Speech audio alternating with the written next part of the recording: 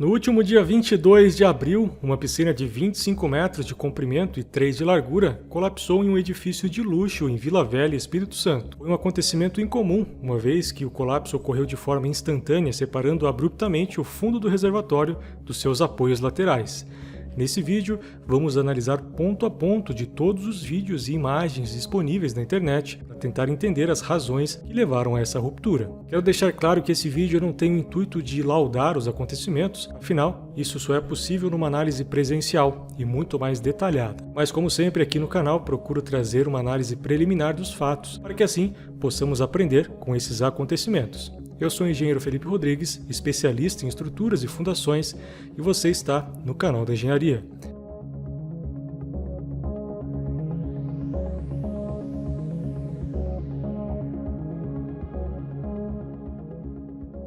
Vamos começar a nossa análise com o vídeo principal, onde uma câmera posicionada no primeiro pavimento do prédio registra o momento exato do colapso.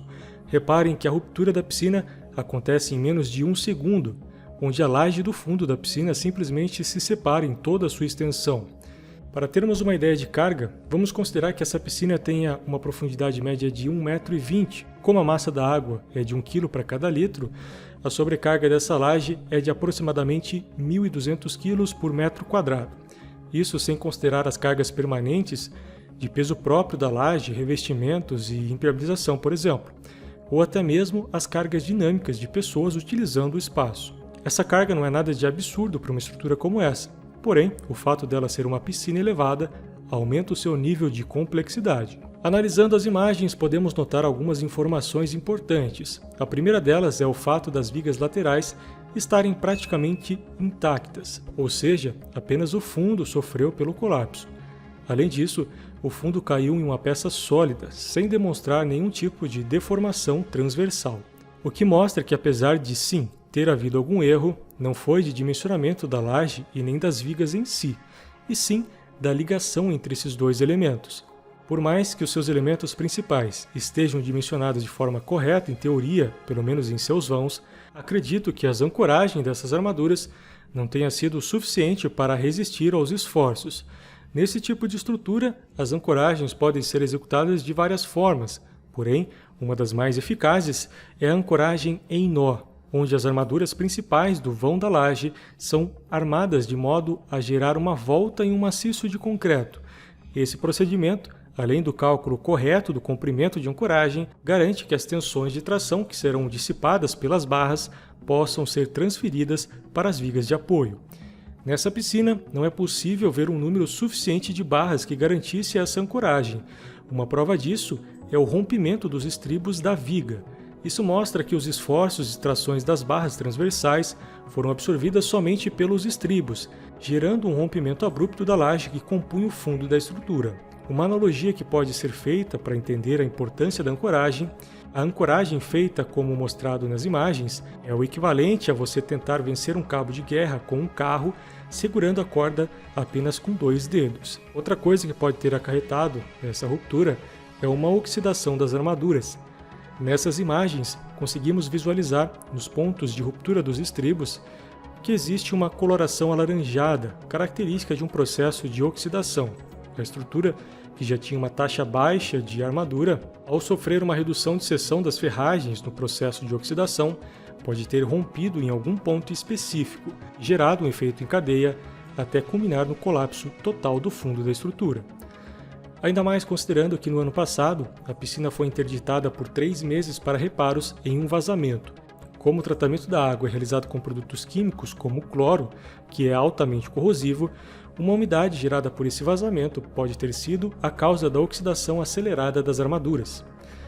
É possível analisar também que a ruptura ocorre em uma interface bem definida até o final da raia da piscina, o que é um fator interessante, que pode significar que as etapas de concretagem foram feitas em dias distintos e que a ligação entre os concretos de idades diferentes tenha formado um plano de ruptura, e se for o caso, geraria um aumento significativo na tração das barras. Outro ponto a ser observado em relação à estrutura como um todo é a segurança do edifício anexo, uma vez que a maioria dos softwares de cálculo utilizam a rigidez de todos os elementos estruturais que compõem a estrutura.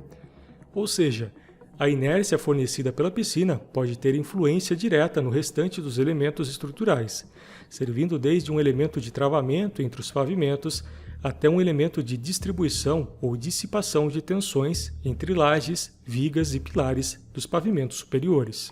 O impacto gerado pela água e pela placa de concreto caindo na laje do pavimento garagem também deve ser analisado, já que pode ter afetado a capacidade de carga dos elementos estruturais dos dois pavimentos do subsolo.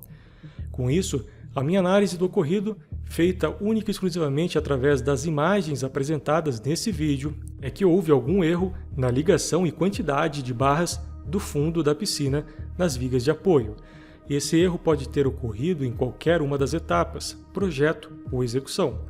Porém, um erro como esse, considerado grave, é mais comum acontecer na fase de projeto, pois nas fases executivas é comum ter mais profissionais fiscalizando e comparando o que está sendo executado com o que está em projeto, diminuindo a probabilidade de erros, pelo menos em relação ao projeto fornecido. Apesar da Defesa Civil não recomendar a volta dos moradores para a estrutura, um laudo contratado pela empresa responsável pelo prédio permitiu a volta deles, após o desligamento do sistema de gás que compunha o aquecimento da piscina, que havia sido rompido durante o colapso. Como em todos os vídeos de análise técnica que fazemos aqui no canal, o objetivo é transmitir conhecimento e nunca denegrir a reputação de uma pessoa ou instituição em específico.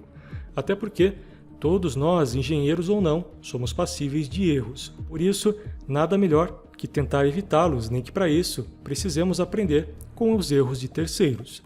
O vídeo de hoje é isso. Se você gostou, deixa o like e se inscreve no canal se ainda não for inscrito.